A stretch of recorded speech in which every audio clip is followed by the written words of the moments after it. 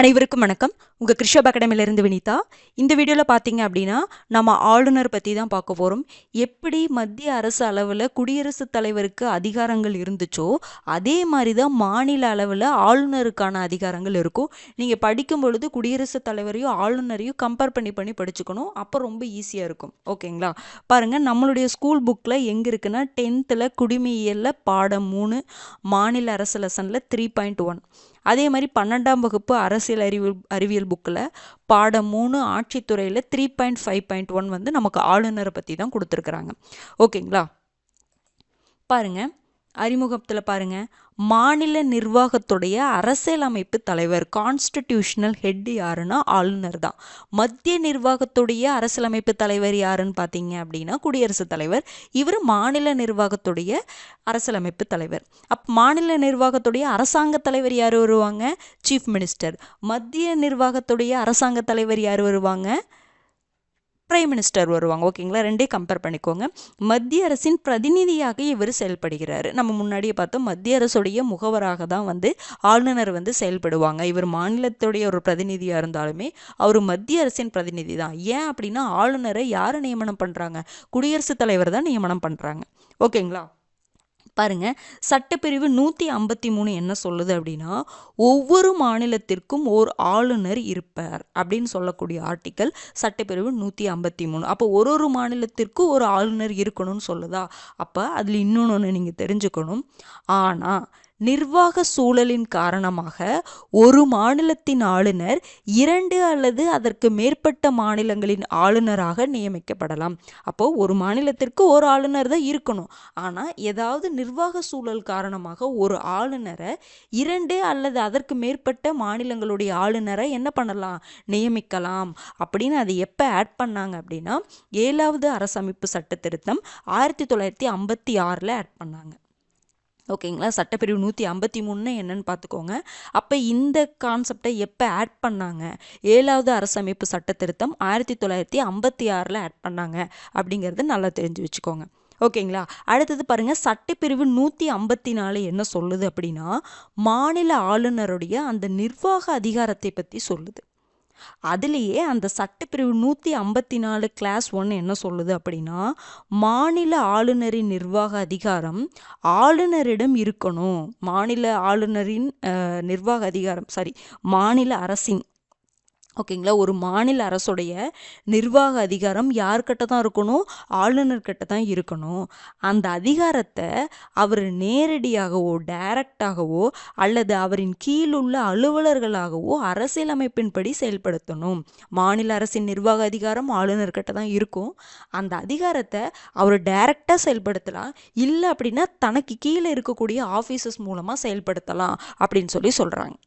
ஓகேங்களா? அப்போ சட்டப்பிரிவு 154 பார்த்துக்கோங்க. அடுத்தது பாருங்க, இது ரொம்ப ரொம்ப முக்கியமான பாயிண்ட்டு. ஆனால் ஏன்னா நிர்வாக அதிகாரம் எல்லாமே இவர்கிட்ட தான் இருக்குதுன்னு சொல்கிறாங்கல்ல, பாருங்க. ஆனால் நடைமுறையில் ப்ராக்டிக்கலாக பார்த்தோம் அப்படின்னா மாநிலத்தின் உண்மையான செயல் அதிகாரங்கள் முதலமைச்சரின் தலைமையிலான அமைச்சர்கள் குழுவுக்கிட்ட தான் இருக்குது.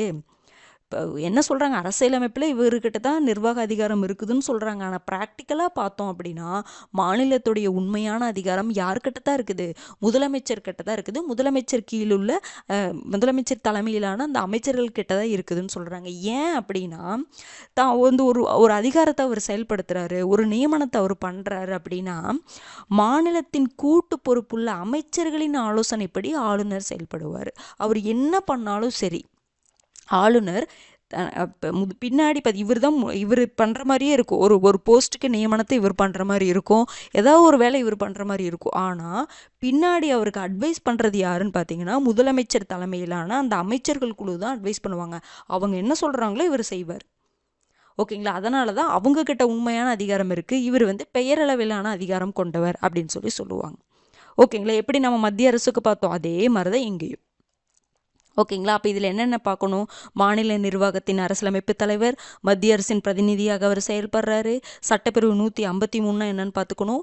7வது அரசமைப்பு சட்ட திருத்தம் 1956 என்ன சொல்லுதுன்னு பார்க்கணும். சட்டப்பிரிவு 154 என்ன சொல்லுதுன்னு பார்க்கணும். அப்போ யார்கிட்ட உண்மையான அதிகாரம் இருக்குது அப்படிங்கிறது தெரிஞ்சுக்கணும். ஓகே, ஏன் இருக்குது, ஏன் அவங்கக்கிட்ட முதலமைச்சர் தலைமையிலான அமைச்சர்கள் குழுவுக்கிட்ட இருக்குது அப்படிங்கிறது தெரிஞ்சுக்கணும். ஓகேங்களா? அடுத்தது பாருங்கள், இவருடைய நியமனம் எப்படி இருக்குது. அங்கே மத்திய அளவில் பார்த்தீங்கன்னா குடியரசுத் தலைவருடைய எலெக்ஷன் வந்து குடியரசுத் தலைவர் தேர்வு அப்படிங்கிறது எலெக்ஷன் மூலமாக என்ன பண்ணுவாங்க, தேர்வு பண்ணுவாங்க. ஆனால் இங்கே ஆளுநரை யார் நியமிக்கிறாங்க, குடியரசுத் தலைவர் தான். அப்போ குடியரசுத் தலைவரால் ஆளுநர் நியமனம் செய்யப்படுகிறார். அப்போ அது சொல்லக்கூடிய ஆர்டிக்கல் பார்த்தீங்கன்னா ஆர்டிக்கல் 155. இவருடைய பதவிக்காலம் பார்த்தீங்கன்னா 5 ஆண்டுகள். அதை பற்றி சொல்லக்கூடிய ஆர்டிக்கல் 156. அப்போது 5 ஆண்டுகள்னா 5 ஆண்டுகள் தான் பதவி வகிக்கணும் அப்படிங்கிற கட்டாயம் இல்லை பாருங்க. ஆனால் குடியரசுத் தலைவரின் விருப்பத்தின் பேரில் அவரது பதவிக்காலம் நீட்டிக்கப்படலாம் அல்லது நீக்கப்படலாம். 5 ஆண்டு தாங்க பதவிக்காலம். ஆனால் குடியரசுத் தலைவர் தான் அவர் அப்பாயின்மெண்ட் பண்ணுறாரு. அவருடைய விருப்பத்தின் பேரில் அந்த பதவியை அவர் நீட்டிக்கலாம், இல்லைன்னா என்ன பண்ணலாம், நீக்கலாம். அது குடியரசுத் தலைவருடைய விருப்பம்னு சொல்லிட்டாங்க. ஓகேங்களா? அடுத்து பாருங்க, இன்னொன்று என்ன சொல்கிறாங்க, அவர் குடியரசுத் தலைவரால் ஒரு மாநிலத்திலிருந்து வேறொரு மாநிலத்திற்கு மாற்றப்படுவார். அப்போ குடியரசுத் தலைவர் நினச்சாரு அப்படின்னா அவரை நீக்கலாம், இல்லை அவருடைய பதவியை நீட்டிக்கலாம். இல்லை அப்படின்னா அந்த ஆளுநரை ஒரு மாநிலத்திலிருந்து வேறொரு மாநிலத்திற்கு என்ன பண்ணலாம், மாற்றலாம் அப்படின்னு சொல்லி சொல்கிறாங்க. இப்போ சரி, அடுத்தது பார்த்தீங்கன்னா ஆளுநர் வந்து பதவி விலகணும்னு நினைக்கிறாருன்னு வச்சுக்கோங்களேன். தன்னுடைய பதவி விலகல் கடிதத்தை யார்கிட்ட கொடுப்பாங்கன்னு பார்த்தீங்கன்னா குடியரசுத் தலைவருக்கு கொடுக்கணும். குடியரசுத் தலைவருக்கு தன்னுடைய பணித்துறப்பு கடிதத்தை கொடுப்பதன் மூலம் ஆளுநர் எந்த நேரத்திலும் பதவி விலகலாம். இப்போ குடியரசுத் தலைவர் பதவி விலகணும்னு நினைச்சாருன்னா யார்கிட்ட பதவி விலகல் கடிதத்தை கொடுப்பாரு, துணை குடியரசுத் தலைவர்கிட்ட. ஓகேங்களா? இந்த மாதிரி யார்கிட்ட பதவி விலகல் கடிதத்தை கொடுக்கணும் அப்படிங்கிறது தெரிஞ்சுக்கோங்க. ஓகேங்களா? சரி, அடுத்தது பார்த்தீங்கன்னா இவர் மேலே ஏதாவது நம்ம பார்த்தோம்ல, குடியரசுத் தலைவர் மேலே இந்த அரசியலமைப்பை மீறிய குற்றச்சாட்டு நிரூபிக்கப்பட்டுச்சு அப்படின்னா அவர் பதவி நீக்கம் பண்ணுவாங்க. அதுவும் பாராளுமன்றம் தான் பதவி நீக்கம் பண்ணும். அதுக்கு ஒரு பெரிய ப்ரொசீஜர் இருக்குன்னு பார்த்தோம்ல. ஆனால் ஆளுநரை பதவி நீக்கம் பண்ணணும் அப்படின்னா அதுக்காக இங்கே இருக்கக்கூடிய மாநில சட்டமன்றமோ உயர்நீதிமன்றமோ ஆளுநரின் பணி நீக்கத்தில் பங்கு பெற முடியாது. ஏன்னா குடியரசுத் தலைவருடைய விருப்பத்தின் பேரில் அவர் என்ன பண்ணுவார், பதவி நீக்கம் பண்ணிடலாம். ஓகேங்களா? இங்கே மாநில சட்டமன்றத்துக்கு உயர்நீதிமன்றத்துக்கு அவருடைய பணி நீக்கத்தின் மேலே அதிகாரம் கிடையாது.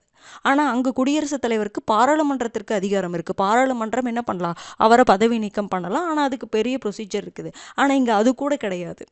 ஓகேங்களா? அதை ஞாபகம் வச்சுக்கோங்க. அடுத்தது, ஒருவர் எத்தனை முறை வேண்டுமானாலும் ஆளுநராக நியமிக்கப்படலாம். இது ரொம்ப ரொம்ப முக்கியமான பாயிண்ட்டு. இப்போ நான் சிலதெல்லாம் வேகமாக சொல்லிட்டு போகிறேன்னா நம்ம குடியரசுத் தலைவர்கிட்ட அதெல்லாம் பார்த்துட்டே வரோம். அதனால தான் நீங்கள் சொல்ல உங்களுக்கு நீங்கள் முன்னாடி வீடியோஸ்லாம் பார்த்துருந்தீங்கன்னா இப்போ நான் என்ன சொல்ல வரேன் அப்படிங்கிறது உங்களுக்கு புரியும். ஓகேங்களா? பாருங்க, அடுத்தது, நாடாளுமன்றத்தால் நிர்ணயிக்கப்பட்ட ஊதியத்தை ஆளுநர் பெறுகிறார். அப்போ ஆளுநருடைய அந்த சம்பளம், படிகள், அலவன்ஸ் அதையெல்லாம் யார் நிர்ணயம் பண்ணுறாங்க, நாடாளுமன்றம் தான். அதன்படி சில சலுகைகளையும் படிகளையும் அவர் பெறுகிறாரு. அப்போ சம்பளம் எதிலிருந்து கொடுப்பாங்க, நாடாளுமன்றம் தான் ஊதியத்தை நிர்ணயம் பண்ணுது. அப்போ அந்த பணத்தை எதிலிருந்து எடுத்து கொடுப்பாங்க அப்படின்னா மாநில தொகுப்பு நிதியிலிருந்து வழங்கப்படுகிறது. அப்போ ஆளுநரின் மாத ஊதியத்தை நிர்ணயிப்பது நாடாளுமன்றம். அந்த மாத ஊதியம் எதிலிருந்து எடுத்து கொடுக்கப்படுதுன்னா மாநில தொகுப்பு நிதி. மத்திய அளவில் இந்திய தொகுப்பு நிதின்னு ஒன்று இருந்துச்சா, கன்சாலிடேட்டட் ஃபண்ட் ஆஃப் இந்தியா, அதிலிருந்து சம்பளம் எடுத்து குடியரசுத் தலைவருக்கு கொடுத்தாங்க. இப்போ இங்கே வந்து இப்போ மாநிலத்துக்குன்னு ஒரு தொகுப்பு நிதி இருக்கும், மாநிலத்துக்குன்னு ஒரு அவசர கால நிதி இருக்கும். அங்கே பார்த்தோம்ல, அவசர கால நிதி மத்திய அளவுலேயும் இருந்துச்சு. அதே மாதிரி மாநிலத்துக்கு தொகுப்பு நிதி இருக்கும், மாநில அவசர கால நிதி இருக்கும். அப்போ மாநிலத்துக்கு இருக்கக்கூடிய தொகுப்பு நிதியிலிருந்து தான் அவருக்கு சம்பளத்தை எடுத்து கொடுப்பாங்க. ஓகேங்களா? அடுத்தது பாருங்கள், ஒருவரை ஒரு மாநில ஆளுநராக நியமனம் செய்யப்படுவதில் 2 மரபுகள் பின்பற்றப்படுகின்றன. ஒருத்தரை ஒரு மாநில ஆளுநராக நியமனம் பண்ணணும் அப்படின்னா 2 மரபு பின்பற்றப்படுகிறது. பாருங்க, ஆளுநராக நியமிக்கப்படும் ஒருவர் தான் எந்த மாநிலத்திற்கு ஆளுநராக நியமிக்கப்பட்டுள்ளாரோ அந்த மாநிலத்தில் வசிப்பவராக இருத்தல் கூடாது. இப்போ தமிழ்நாட்டுக்கு ஒரு ஆளுநரை நியமிக்கிறாங்கன்னா அந்த ஆளுநர் தமிழ்நாட்டில் இருக்கக்கூடாது, தமிழ்நாட்டில் வசிப்பவராக இருக்கக்கூடாது. வேற மாநிலத்திலிருந்து ஒருத்தரை தான் இன்னொரு மாநிலத்துக்கு என்ன பண்ணும், ஆளுநராக நியமிக்கப்பட முடியும். அப்போ சொந்த மாநிலத்தின் ஒரு நபரை ஆளுநராக அந்த மாநிலத்திற்கு நியமிக்க முடியாது. இது ஒரு கண்டிஷன். இன்னொன்று என்னன்னா, ஆளுநராக நியமிக்கப்படும் ஒருவரை மத்திய அரசு மாநில அரசுடன் கலந்து ஆலோசித்து அவரது பெயரை முன்மொழியணும். இப்போ ஆளுநராக ஒரு மாநிலத்துக்கு ஒருத்தரை நியமிக்கிறாங்கன்னா அப்போ மத்திய அரசு என்ன பண்ணணும், மாநில அரசுக்கிட்ட கலந்து ஆலோசிக்கணும். அவங்களா ஒரு முடிவெடுத்து ஒருத்தரை நியமிக்க கூடாது. ஓகேங்களா? குடியரசுத் தலைவர் தான் நியமிக்கிறாங்க. ஆனால் அந்த இடத்துல ஆலோசனை இருக்கும். மத்திய அரசு ஆலோசனையின் பேரில் தான் குடியரசுத் தலைவர் நியமனம் பண்ணுவாங்க. அப்போது அந்த மத்திய அரசு என்ன பண்ணணும்? மாநில அரசுக்கிட்ட அந்த ஆலோசனை கேட்கணும் அப்படின்னு சொல்கிறாங்க. இந்த 2 மரபு ரொம்ப ரொம்ப முக்கியமானது. அந்த மாநிலத்தில் வசிக்கக்கூடாது, இன்னொன்று மாநில அரசுக்கிட்ட ஆலோசனை கேட்கணும் மத்திய அரசு. ஓகேங்களா? அடுத்தது பாருங்க, இந்த ஆர்டிக்கல் ரொம்ப ரொம்ப முக்கியமான ஒரு ஆர்டிக்கல்.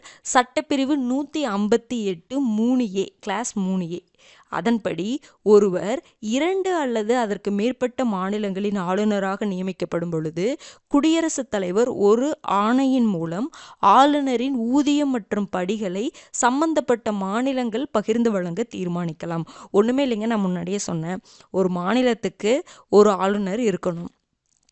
சில நிர்வாக சூழலின் காரணத்தினால ஒரு ஆளுநர் 2 மாநிலங்களுக்கோ இல்லை 3 மாநிலங்களுக்கோ இல்லை 4 மாநிலங்களுக்கோ பொறுப்பு வகிக்கலாம்னு சொல்லி பார்த்தோம்.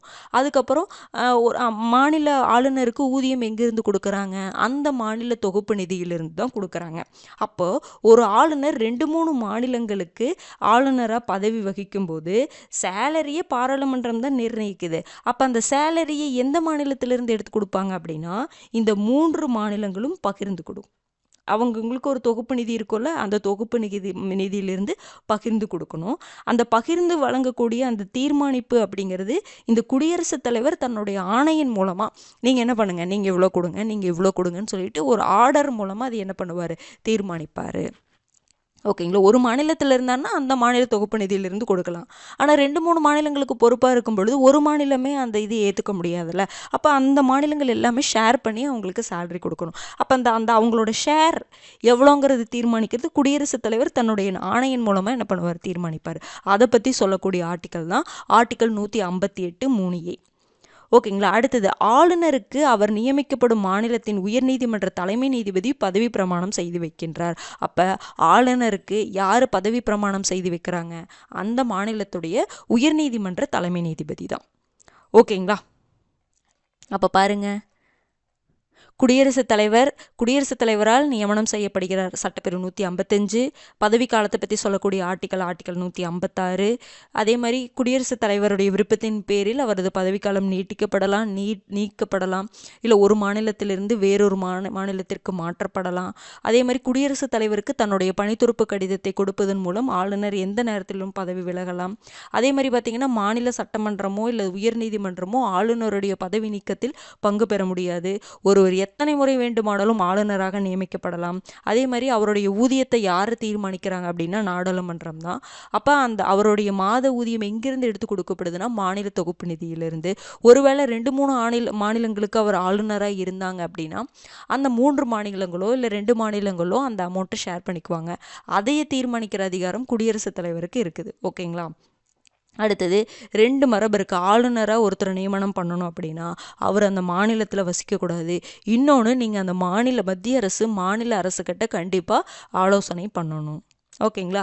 அடுத்தது, உயர்நீதிமன்ற தலைமை நீதிபதி தான் அவருக்கு பதவி பிரமாணம் செய்து வைக்கிறாரு. ஓகேங்களா? சரி, அடுத்தது ஆளுநருடைய அந்த தகுதிகள் அதை பற்றி சொல்லக்கூடிய ஆர்டிக்கல் பார்த்தீங்கன்னா ஆர்டிக்கல் 357 மற்றும் 158. இந்திய குடிமகனாக இருக்கணும், 35 வயது நிரம்பியவராக இருக்க வேண்டும். ஏன்னா 35 30 தான் அந்த இடத்துல கன்ஃபியூஸ் ஆகும். நிறைய இடத்துல அப்படி இருக்கும். ஓகேங்களா? 35 30 அதுதான் அதிகமாக கன்ஃபியூஸ் ஆகும், பார்த்து வச்சுக்கோங்க. 35 வயது நிரம்பியவராக இருத்தல் வேண்டும். நாடாளுமன்ற உறுப்பினராகவோ அல்லது சட்டமன்ற உறுப்பினராகவோ இருத்தல் கூடாது. அவ்வாறு இருப்பின் அவர் ஆளுநராக பதவி ஏற்கும்போது தாமாகவே அந்த பதவி காலியாகிவிடும். அப்போ நாடாளுமன்ற உறுப்பினராகவோ அல்லது சட்டமன்ற உறுப்பினராகவோ அவர் இருக்கக்கூடாது. அப்படி இருந்தார் அப்படின்னா ஆளுநராக பதவி ஏற்கும் பொழுது அந்த பதவிக்கு தானாகவே காலியாகிவிடும். அதே மாதிரி மேலும் அவர் லாபம் தரும் எந்த தொழிலிலும் ஈடுபடக்கூடாது. இது எப்போவுமே எல்லாத்துலேயும் வரதான். வயதை மட்டும் கொஞ்சம் ஸ்ட்ரெஸ் பண்ணி பார்த்து வச்சுக்கோங்க, 35 வயது.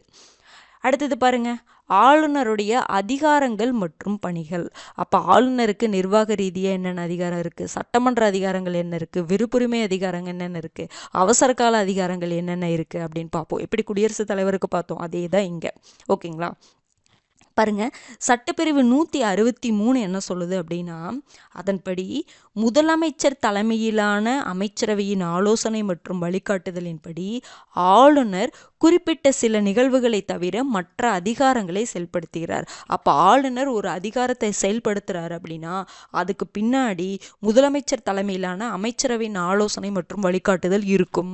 அதன்படி தான் அவர் செயல்படணும் அப்படின்னு சொல்லக்கூடிய ஆர்டிக்கல் 163. இதனால தான் என்ன சொல்றாங்க, ஆளுநர் ஒரு பெயரளவிலான அதிகாரம் கொண்டவர்னு சொல்றாங்க. ஓகேங்களா? சரி, இப்போ இது என்னென்ன அதிகாரம் இருக்கு அப்படின்னா, நிர்வாக அதிகாரங்களை ஃபர்ஸ்ட் பார்க்கலாம். இந்திய அரசியலமைப்பு மாநில நிர்வாகத்துடைய அனைத்து அதிகாரங்களையும் யாருக்கு தான் கொடுத்துருக்குது? ஆளுநருக்கு கொடுத்துருக்குது. ஓகேங்களா? ஆனால் அது எல்லாமே பெயரளவிலான ஒரு அதிகாரம் மட்டும்தான். ஓகேங்களா? பாருங்க, அவரது பெயராலேயே அனைத்து நிர்வாகமும் நடைபெறுகின்றது. ஏன்னா சிலதெல்லாம் அவர் தான் நியமனம் பண்ணுவார். ஆனால் அவர் பெயர் தான், ஆளுநர் தான் நியமனம் பண்ணுறாங்க, ஆளுநர் தான் இதில் முடிவெடுக்கிறாங்கன்னு சொல்லிட்டு அவருடைய பெயராலேயே அந்த நிர்வாகம்லாம் நடைபெறுது. ஆனால் பின்னாடி முதலமைச்சர் தலைமையிலான குழு அவருக்கு ஒரு ஆலோசனை கொடுத்துட்ருக்கு. ஓகேங்களா? அதனால தான் இந்த மாதிரி கொடுத்துருப்பாங்க, பார்த்துக்கோங்க. மாநில சட்டமன்ற தேர்தலில் பெரும்பான்மை பெறும் கட்சியின் தலைவரை முதலமைச்சராக ஆளுநர் நியமனம் பண்ணுறாங்க. அப்போ முதலமைச்சரை யார் நியமனம் பண்ணுறா?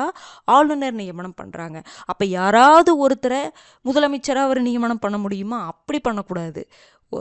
எலெக்ஷன் வைக்கிறாங்க, மாநில சட்டமன்ற தேர்தல் நடக்குது. அந்த சட்டமன்ற தேர்தலில் எந்த கட்சி ஜெயிக்குதோ, பெரும்பான்மை வாக்குகளில் எந்த கட்சி ஜெயிக்குதோ அந்த கட்சியுடைய தலைவரை தான் முதலமைச்சராக ஆளுநர் நியமனம் பண்ணுவாங்க. எப்படி அங்கே மத்திய அளவில் நாம் பார்த்தோம், ஞாபகம் இருக்குங்களா? எந்த கட்சி ஜெயிக்குதோ, மக்களவை எலெக்ஷன் வைக்கிறாங்க, அப்போ எந்த கட்சி ஜெயிக்குதோ அந்த கட்சியுடைய தலைவரை தான் பிரதம அமைச்சராக குடியரசுத் தலைவர் நியமனம் பண்ணுவாங்க. ஓகேங்களா? அப்போ இந்த இடத்துல முதலமைச்சராக ஆளுநர் தான் நியமனம் பண்ணுறாங்க. ஆனால் அதுக்கு ஒரு கண்டிஷன் இருக்குது, அதை தெரிஞ்சு வச்சுக்கணும். அடுத்தது, முதலமைச்சரின் பரிந்துரையின் பேரில் அமைச்சரவையின் மற்ற உறுப்பினர்களை நியமனம் பண்ணுறாரு. அப்போ மற்ற அமைச்சர்களையும் முதலமைச்சரை ஆளுநர் தான் நியமனம் பண்ணுறாரு. அதே மாதிரி மற்ற அமைச்சர்களையும் ஆளுநர் தான் நியமனம் பண்ணுறாங்க. ஆனால் யார் பரிந்துரை பண்ணுவாங்க? முதலமைச்சர் வந்து ஒரு லிஸ்ட் கொடுத்துருவார், இவங்க எல்லாம் அமைச்சராக நியமனம் பண்ணுங்க அப்படின்னு சொல்லிட்டு ஆளுநருக்கு அவர் தான் பரிந்துரை வழங்குவார். அப்போ அவர் சொல்கிறதன்படி தான் ஆளுநர் என்ன பண்ணுவார்? மற்ற அமைச்சர்களை நியமனம் பண்ணுவாங்க. ஓகேங்களா? அப்போ முதலமைச்சர் விரும்பும் வரையில் மட்டுமே அமைச்சர்கள் அப்பதவியில் இருப்பர். ஏனெனில் முதலமைச்சரின் ஆலோசனைப்படி ஆளுநர் செயல்படுகிறார். அப்போ சரி, ஒரு அமைச்சரை பதவியிலிருந்து நீக்கணும்னு வச்சுக்கோங்களேன். அப்போ யார் பதவி நீக்கம் பண்ணுவாங்கன்னா ஆளுநர் தான். ஆனால் அந்த பதவி நீக்கம் பண்ணுறத கூட முதலமைச்சருடைய ஆலோசனையின் பேரில் தான் அவர் பதவி நீக்கம் பண்ணுவார். புரியுது? முதலமைச்சர் போய் இந்த அமைச்சர் வேணாங்க, இவங்களை பதவியிலிருந்து நீக்கிடலாம் அப்படின்னு சொல்லிட்டு ஆளுநர்கிட்ட சொல்லும் பொழுது ஆளுநர் இவர் சொன்னது கேட்டு செய்வார். ஓகேங்களா? அப்போ அமைச்சர் நியமனம் பண்ணுறதுலேயும் சரி, அவங்கள பதவி நீக்கம் பண்ணுறதுலேயும் சரி, ஆளுநர் வந்து முதலமைச்சருடைய ஆலோசனையின்படி தான் செயல்படுவார் அப்படின்னு சொல்கிறாங்க. ஓகேங்களா? அடுத்தது பாருங்க, இது ரொம்ப முக்கியம். மாநில அரசின் தலைமை வழக்கறிஞர் நம்ம முன்னாடியே பார்த்தோம், அட்வொகேட் ஜெனரல். அந்த அட்வொகேட் ஜெனரலை நியமனம் பண்ணுறது யார் அப்படின்னா யாருங்க? நம்முடைய ஆளுநர் தான் நியமனம் செய்து அவரது ஊதியத்தையும் நிர்ணயம் செய்கிறார்.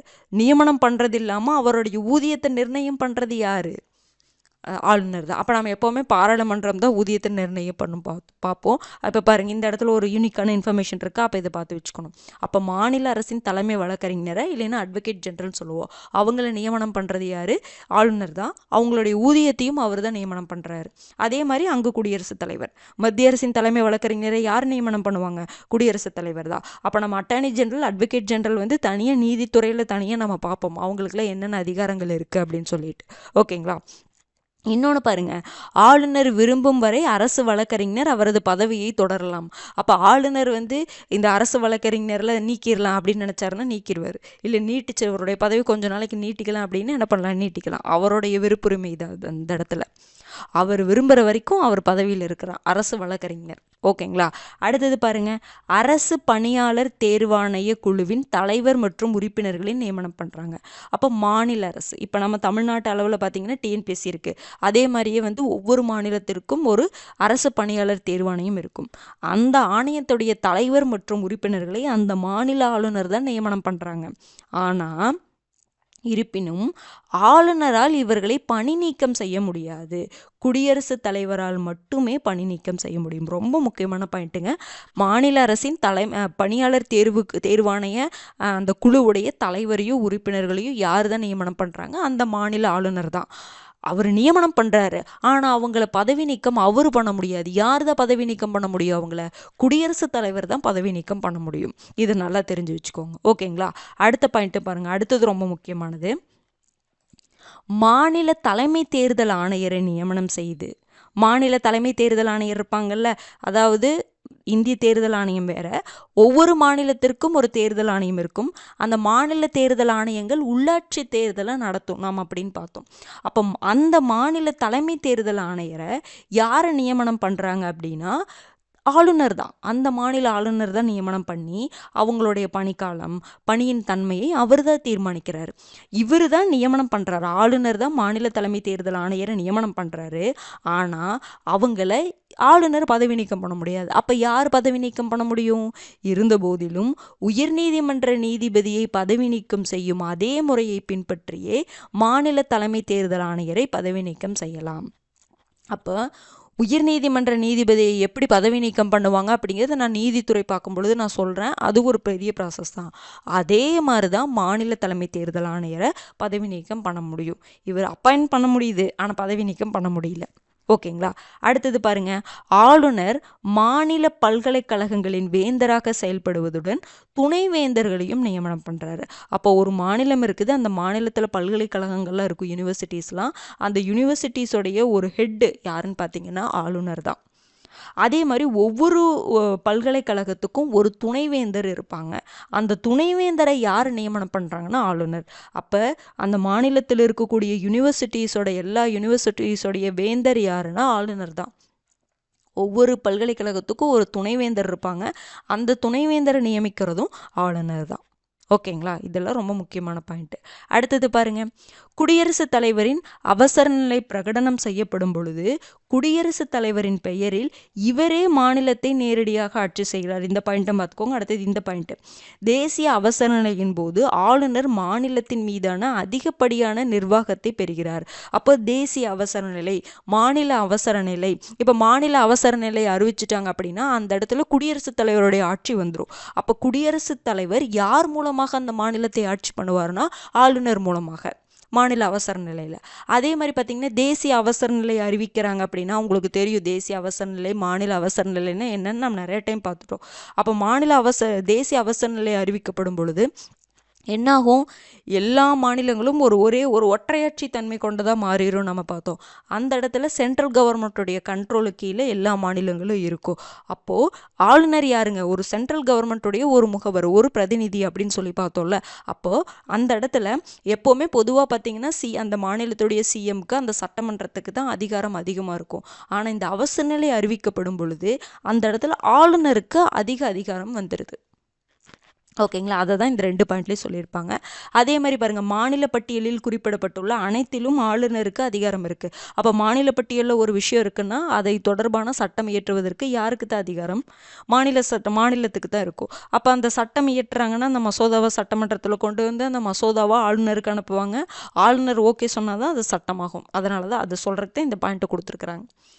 ஓகேங்களா? அடுத்து பாருங்க. மாநில அரசின் செயல்பாடுகள் குறித்து குடியரசுத் தலைவருக்கு அறிக்கைகளை அனுப்பும் பணியை ஆளுநர் மேற்கொள்கிறார். அப்போ மாநில அரசின் செயல்பாடுகள் குறித்து குடியரசுத் தலைவருக்கு என்ன பண்ணுவார்? அறிக்கையை அனுப்பும் பணியை ஆளுநர் செய்கிறாரு அப்படின்னு சொல்லி சொல்கிறாங்க. ஓகேங்களா? அப்போ நிர்வாக அதிகாரங்கள் அப்படிங்கிறது அவ்வளோதான். ஈஸியான பாயிண்ட்ஸ் தான் எல்லாமே. ஓகேங்களா? அவருடைய பேரில் தான் நிர்வாகம் நடக்கும். முதலமைச்சர் ஆளுநர் தான் நியமனம் பண்ணுறாரு. முதலமைச்சரின் பரிந்துரையின் பேரில் அமைச்சரவையின் மற்ற உறுப்பினர்களையும் ஆளுநர் தான் நியமனம் பண்ணுறாரு. மாநிலத்தின் அரசு தலைமை வழக்கறிஞர் அவர் தான் நியமனம் பண்ணுறாரு. அரசு பணியாளர் தேர்வாணைய குழுவின் தலைவர் மற்றும் உறுப்பினர்களை நியமனம் பண்ணுறாரு. ஆனால் அவங்கள பதவி நீக்கம் பண்ணுறது குடியரசுத் தலைவர். அதே மாதிரி மாநில தலைமை தேர்தல் ஆணையரை ஆளுநர் தான் நியமனம் பண்ணுறாங்க. ஆனால் அவங்கள பதவி நீக்கம் பண்ணுறது உயர்நீதிமன்ற நீதிபதி எப்படி பதவி நீக்கம் பண்ணுவாங்களோ அதே மாதிரி தான் பதவி நீக்கம் பண்ணுவாங்க. மாநில பல்கலைக்கழகங்களின் வேந்தராக ஆளுநர் தான் இருக்கிறாங்க. அதே மாதிரி ஒவ்வொரு மாநிலத்திற்கு கூடிய துணைவேந்தர்களை அவர் தான் நியமனம் பண்ணுறாரு. அதே மாதிரி அவசர நிலை காலத்தில் ஆளுநருக்கு அதிக அதிகாரம் கொடுக்கப்படுது. ஓகேங்களா. அதே மாதிரி மாநில அரசின் செயல்பாடுகள் குறித்து குடியரசுத் தலைவருக்கு அறிக்கைகளை யார் அனுப்புகிறாங்க? ஆளுநர் அனுப்புகிறாங்க. அடுத்தது சட்டமன்ற அதிகாரம். சட்டமன்றம் அதிகாரம் பார்த்தீங்க அப்படின்னா ஆளுநர் மாநில சட்டமன்றத்தின் ஒரு ஒருங்கிணைந்த பகுதி அப்படின்னு சொல்லக்கூடிய ஆர்டிக்கல் 168. ஆனால் அவர் சட்டமன்றத்தின் உறுப்பினர் கிடையாது. முன்னாடியே பார்த்தோம், குடியரசுத் தலைவருக்கு பார்த்தோம், ஞாபகம் இருக்குங்களா? பாராளுமன்றத்துடைய ஒரு அங்கம் யாருங்க? குடியரசுத் தலைவர். ஆனால் உறுப்பினர் கிடையாது. பாராளுமன்றத்துடைய உறுப்பினர் குடியரசுத் தலைவர் கிடையாது. ஆனால் ஒரு அங்கம் பார்த்தோம்ல, அதே மாதிரி தான் மாநில சட்டமன்றத்தின் ஒரு ஒருங்கிணைந்த பகுதி யாருங்க? ஆளுநர் தான். ஆனால் சட்டமன்றத்துடைய உறுப்பினராக அவர் இருக்க மாட்டார். அதை பற்றி சொல்லக்கூடிய ஆர்டிக்கல் 168. ஆளுநர் பார்த்திங்கன்னா சட்டமன்ற கூட்டத்தை கூட்டுவது, ஒத்தி வைப்பது, சட்டமன்றத்தை கலைப்பது, இதுக்கெல்லாம் அவருக்கு உரிமை இருக்குது. ஓகேங்களா. அதுக்கப்புறம் மாநில சட்டமன்ற உறுப்பினர்களிடையே என்ன பண்ணுவார்? அவர் உரையாற்றுவார். பாருங்க, பொது தேர்தல் முடிந்து முதலமைச்சர் மற்றும் மற்ற அமைச்சர்களின் நியமனத்திற்கு பிறகு நடைபெறும் சட்டமன்றத்தின் முதல் கூட்டத்தில் உரை அவர் தான் நிகழ்த்துறாரு. எலெக்ஷன் முடிஞ்சு அமைச்சர்களெல்லாம் நியமனம் பண்ணிட்டாங்க. அதுக்கப்புறம் ஒரு கூட்டம் கூடும் பார்த்தீங்களா? அந்த கூட்டத்தின் முதல் கூட்டத்தில் அவர் உரை நிகழ்த்துறாரு. அதுக்கப்புறம் பார்த்தீங்க அப்படின்னா நிலுவையில் உள்ள மசோதா குறித்து சட்டமன்ற அவைகளுக்கு என்ன பண்ணுவார் அப்படின்னா ஆளுநர் செய்தி அனுப்பலாம். ஏதோ ஒரு மசோதா பெண்டிங்கில் இருக்குது அப்படின்னா அது சம்மந்தமாக என்ன பண்ணுவார்? சட்டமன்ற அவைகளுக்கு ஆளுநர் செய்தி அனுப்புவார். அப்போ பெண்டிங் ஆகுதுன்னா எப்போ ஆகும் அப்படின்னா இன்னொரு அவை இருந்துச்சுன்னா, ஒரு மாநிலத்தில் 2 அவை இருந்துச்சுன்னா தான் ஒரு அவையால் நிறைவேற்றப்பட்டு இன்னொரு அவையால் நிறைவேற்றப்படாமல் பெண்டிங்கில் இருக்கும். ஆனால் இங்கே ஒரு அவை இருக்கக்கூடிய மாநிலங்களில் அந்த பிரச்சனை வராது. ஓகேங்களா. நம்ம அதில் பார்த்தோம்ல, ஏன்னா ஒன்றில் பெண்டிங் இருந்தால் தானே அப்போ அவங்களுக்கு ஆளுநர் செய்தி அனுப்புவார். அப்போ ஒரு அவை இருக்கிறங்காட்டி அந்த மாதிரி பெண்டிங் வராது. ஓகேங்களா. அடுத்தது பாருங்கள், சபாநாயகர் மற்றும் துணை சபாநாயகர் பணியிடம் காலியாக இருக்கும் பொழுது சட்டமன்றத்தை தலைமை ஏற்று நடத்த எந்த சட்டமன்ற உறுப்பினரை வேண்டுமானாலும் ஆளுநர் நியமனம் செய்யலாம். அப்போ ஒரு சட்டமன்ற மேலவையை நான் சட்டமன்ற பேரவையை சொல்கிறேன். அதில் சபாநாயகர் தான் அந்த சட்டமன்றத்தை என்ன பண்ணுவார்? தலைமை ஏற்று நடத்துவார். அவர் இல்லை அப்படின்னா துணை சபாநாயகர் அந்த அவையை தலைமையேற்று நடத்துவார்.